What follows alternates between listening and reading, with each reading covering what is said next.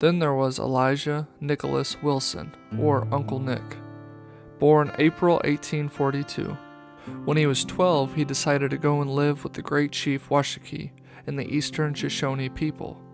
When the Pony Express started hiring young riders, 18-year-old Wilson joined up.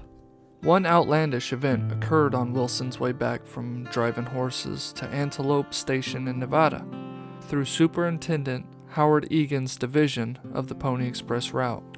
Wilson stopped at Spring Valley Station, where he was met by two orphaned boys who had been abandoned by the station manager to run the operation by themselves. They asked Wilson to stay for supper. After he led his horse out to graze, he noticed the horses going towards a patch of cedar or pinyon pine trees.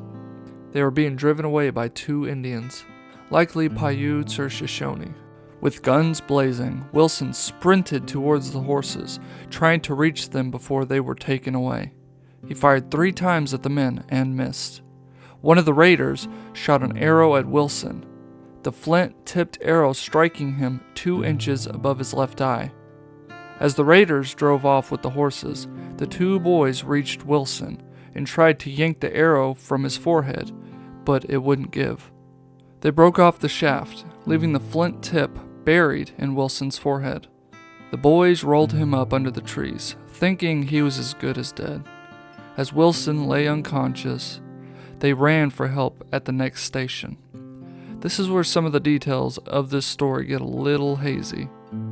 It is not known for sure if the boys ran for help at Antelope Spring Station about 13 miles to the east, or they ran to Shell Creek, apparently 10 miles to the west.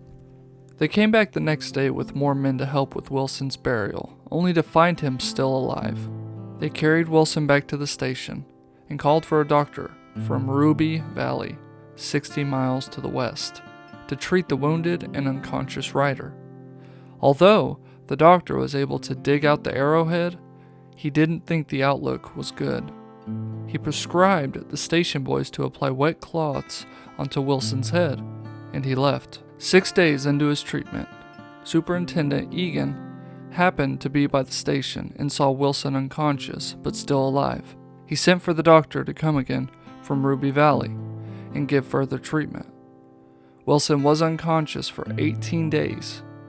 Once he awoke, he recovered quickly and returned to riding the dangerous express line. Afterward, Wilson was always seen wearing a hat low over his forehead to cover his scar. The head injury plagued him with headaches for the rest of his life. The scrape with death didn't slow him down. He continued to ride for the Pony Express until it shut down in October of 1861. He would go on to live a full life as a pioneer of the West and making a reputation for himself as a storyteller. He picked up the nickname Uncle Nick from children who loved to hear him spinning yarns.